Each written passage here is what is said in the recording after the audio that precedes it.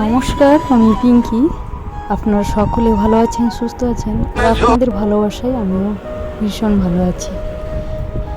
আমি এই মাঝিকে খুঁজছিলাম।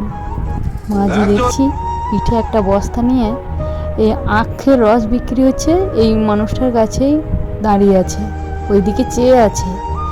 তারপরে উনি তো আখের রস দিচ্ছেন না।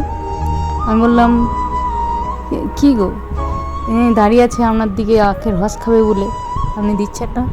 বলছে না, হবে না।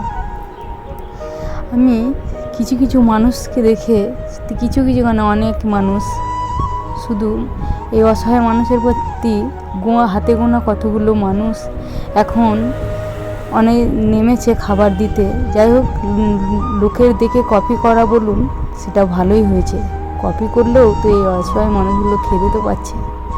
অনেকে বলছে যে কপি করছো, অন্যজন দিচ্ছে সেই দিকে দিচ্ছ। হ্যাঁ, ঠিকই বলেছেন, কপি করা ভালো এই বিষয়টা। কারণ কপি করতে গিয়ে এই মানুষগুলো না এখন একবেলা অন্তত খেতে পাচ্ছে। অনেকে ঘরে রান্নাবান্না করে স্টেশনের দিকে চলে যাচ্ছে। সত্যি এত ভালো লাগছে দেখে, আমিও যেমন চলে আসছি। তারপরে আমি মাসিকে চলে যাচ্ছিল মাঝি, তারপরে আমি ডেকে ডেকে নিয়ে এলাম, দিয়ে আমি বললাম দিন আখের রস। তাই আমি তো খাবার দিতে বেরিয়েছি, হাতে পয়সাও ছিল না, বরের কাছে ছিল। যাই হোক, খেয়ে বলছে খুব ভালো লেগেছে।